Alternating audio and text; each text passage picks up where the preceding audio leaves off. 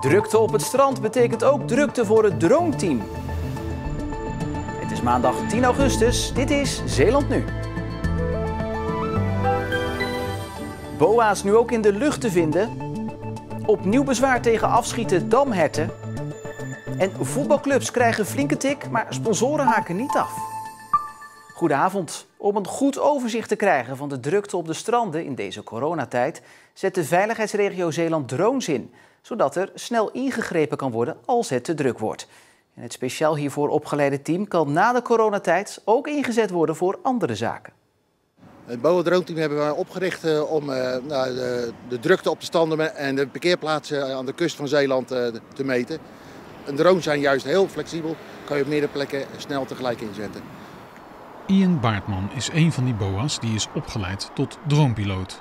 Het is aan mij gevraagd vanuit de gemeente Goes of ik een dronepiloot wilde worden voor de veiligheidsregio. Nou, dat leek me hartstikke leuk. En dat is toch ook weer een nieuwe uitdaging, dus dat heb ik met beide handen heb ik dat aangegrepen. En daar heb ik een cursus voor gevolgd. De dronepiloot maakt op ongeveer 50 meter hoogte foto's. Die worden daarna vrijwel direct doorgestuurd naar de veiligheidsregio. Op het moment dat die foto gemaakt is, dan wordt die op de telefoon gezet van de dronepiloot. En dan loadt hij hem op de app SafeSite van de veiligheidsregio. En daarmee kunnen ze in Middelburg kijken van hoe druk het op bepaalde plekken is. En er worden meerdere foto's gemaakt, regelmatig. Dus je kan ook de verschillen zien van die locatie, hoe druk het is en hoe druk het niet is. Want wat kan dan de consequentie zijn als zo'n foto laat blijken dat het te druk is? Nou, dan kunnen we ertoe overgaan om de mensen op te roepen, niet meer te komen naar een bepaalde plek, omdat het gewoon te druk is, te vol. In extreme omstandigheden kunnen we ook overgaan tot het afsluiten van parkeerplaatsen en wegen die naar het strand leiden. De veiligheidsregio heeft 6 BOA's opgeleid. Die maken door heel de provincie foto's. Maar een opgeleide dronepiloot heeft wel te maken met een heleboel regels. Dat je voldoende afstand neemt met een autoweg of met een sluis of een kanaal. Dat je niet boven mensen vliegt. Je mag ook niet tussen de bebouwing vliegen, dus er zitten heel veel restricties aan. Wat wij nu doen is gewoon de drone rechtstandig omhoog sturen en dan een foto maken van het strand. Dat doen we op plekken waar we wel mogen opstijgen en dat is eigenlijk voor dit moment voldoende. En na de coronatijd, wat gebeurt er dan met het team? Ja, dat gaan we nog zien, maar ze zouden ook aanvullende opleidingen kunnen gaan doen. En dan zou je zo'n drone ook voor andere handhavingsacties kunnen inzetten eventueel. Van die milieuincidenten, ook eventueel zoektochten als mensen vermist zijn. Dus dat heeft wel andere mogelijkheden.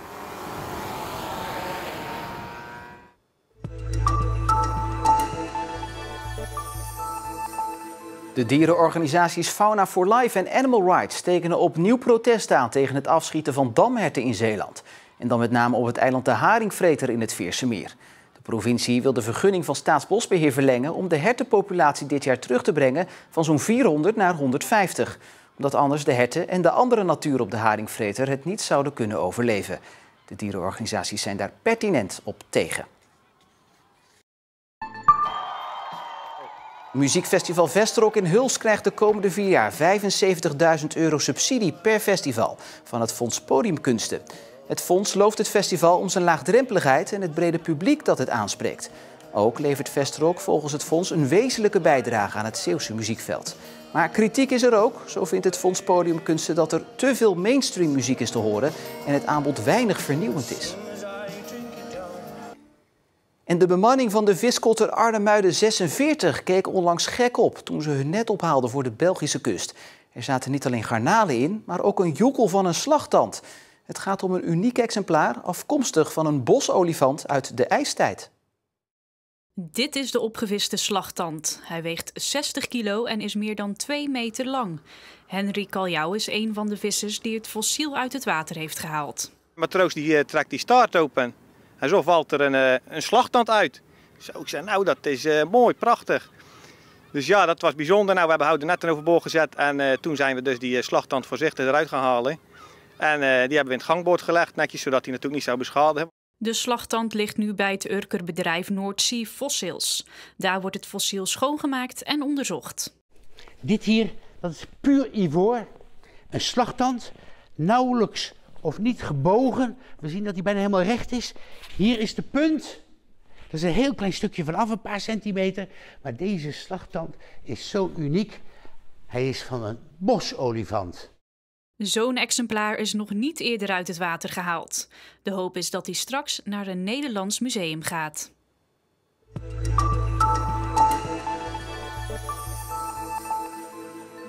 Het nieuwe voetbalseizoen komt langzaamaan op gang. Maar het is de vraag hoe de clubs er nu voor staan. Door de coronacrisis zijn de inkomsten van kantines al flink gedaald. En ook sponsoren zitten in een lastige tijd. Maar toch staat er geen enkele club op omvallen. Doordat sponsoren de clubs trouw blijven. Een volle tribune, veel mensen langs het veld. We gaan het voorlopig niet zien. En dus is de reclame op en langs het veld ook niet te zien. Amateurvoetbal is een goede manier om je als lokaal bedrijf in de kijker te spelen. En dat is nu veel minder. De vraag is ook of bedrijven het nog wel kunnen betalen. Verschillende clubs kwamen na het stilleggen van de competitie meteen in actie. Ten eerste hebben we op onze website iets gezet van dat alle leden zoveel mogelijk moeten gaan kopen bij onze sponsoren. We hebben even nagedacht binnen de sponsorcommissie. En toen kwamen ze met het idee om dit jaar geen facturen te gaan versturen om de sponsoren tegemoet te komen. We hebben wedstrijdballen, dat zijn deze. En elke wedstrijd wordt de bal gesponsord door een andere sponsor. En nou ja, alles wat we tot nu toe niet hebben gebruikt, kan in ieder geval nog gebruikt worden volgend seizoen. Dat is mooi voor de sponsor, maar de kosten voor de club lopen wel gewoon door. Bijvoorbeeld die voor onderhoud van de velden, het clubhuis en... We willen ons eerste elftal weer in een nieuw jasje steken.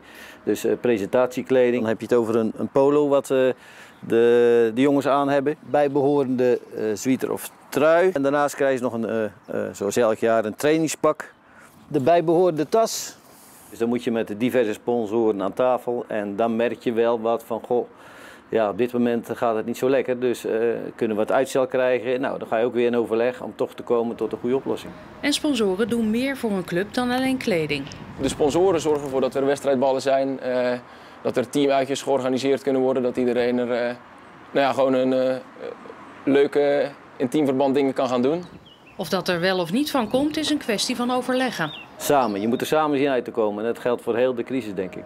Deze moeilijke periode lijken de clubs te overleven, maar of dat in de toekomst ook zo is maar de vraag. In het geval dat dit elk jaar terug gaat komen, dan hebben we nog wel een paar jaar dat we ons overeind kunnen houden, maar daarna wordt het wel krap. Het moet geen 5 jaar zo duren in ieder geval. Ja, en voor we naar het weer gaan van de komende dagen gaan we eerst nog even naar Mark Rijk. Mark, wij gaan het over de weer van de afgelopen nachten hebben. Ja, de plaknacht, want het was weer de zoveelste keer natuurlijk dat we lekker warm hebben geslapen. Of misschien wel helemaal niet. Wij dachten, weet je wat, we gaan gewoon eens op Facebook vragen of er misschien nog gouden tips zijn. En we kregen een heleboel tips binnen, waaronder buiten slapen. Kijk bijvoorbeeld dit, lekker. Lekker buiten. Dit vond ik een hele bijzondere, ijs in een fles. Die leg je in je bed en dan kan je wat koeler het bed in ieder geval. Nou, lekker achter op de boot. Of hier, in ieder geval een tip. Ga in ieder geval redelijk op tijd beginnen.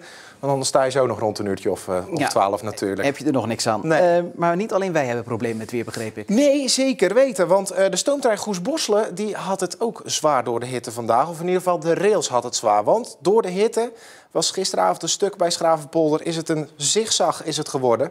Ja, de trein kon er niet over. Dus niemand kon vandaag lekker een stukje door Bosselen, de gemeente Bosselen, door de trein heen. Vanavond wordt het al opgelost, dan wordt een stukje rails weggehaald en dan hopen ze dat ze morgen in ieder geval weer kunnen rijden. Oké, goed nieuws dus. Nog meer hitteperikelen? Ja, je hebt hem misschien al een aanval zien doen op je eten. De groene vleesvlieg. Het is een soort van bromvlieg is het. Ietsje groter is hij dan. En ja, hij is vooral gek van vlees van levende dieren. Nou ja, nu in deze tijden natuurlijk. Lekker warm is het. Ja, en er wordt natuurlijk veel gebarbecued. Dus ja, dat dier kan zich heel snel ontwikkelen. Eigenlijk kan het zich ontwikkelen zonder dat het eens een keer wegspoelt of schoonspoelt. Daarnaast geven kliko's natuurlijk ook overlast. De kliko wordt geledigd, 1 keer in de 2 weken meestal. Er blijft een klein restje in zitten en vervolgens worden daar eitjes in gelegd of die zitten er nog in. En het ontwikkelt razendsnel en je krijgt weer eigenlijk de ellende steeds weer terug. Ja, lekker. Een vies beestje inderdaad. Maar geef nou een tip. Die bak van je, waar je natuurlijk die barbecue et cetera spullen ingooit, gewoon goed schoonhouden. Zeker als die natuurlijk is leeggehaald. Eventjes goed schoonmaken en dan heb je er echt een stuk minder last van. Oké, staat genoteerd. Tot slot wil je nog afsluiten met iets mysterieus. Je moet even naar dit geluid luisteren. Ja, krekels. Ja, ze weten niet wat het zijn. Wat in ieder geval de mensen in de wijk Oltenen in Terneuzen, die hebben er iedere ochtend om 10:30 hebben ze er last van. Ja, ik vind het op een soort alarm, vind ik het lijken. Wij dachten vanochtend, weet je wat? We sturen onze collega Carlijn daar naartoe. Wat denk je? Geen alarm om 10:30. Oh. Ja, in ieder geval goed bericht voor die mensen. Ik hoop voor hun in ieder geval dat ze ook de komende dagen daar geen last van hebben. Mark, dankjewel.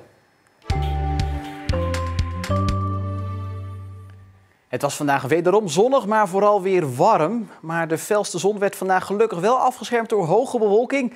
Al met al, de hittegolf gaat nog onverminderd door in Zeeland. En het mag geen verrassing meer zijn, maar morgen weer heet. Zelfs iets heter dan afgelopen dagen. En daarna blijft het warm, maar neemt de kans op onweer en pittige buien wel toe. En het is u waarschijnlijk ook niet ontgaan dat het druk is in de provincie met toeristen. Maar wat trekt er nou eigenlijk zo aan in onze provincie? What would you give a thumb up? The light. The light? The light. Because?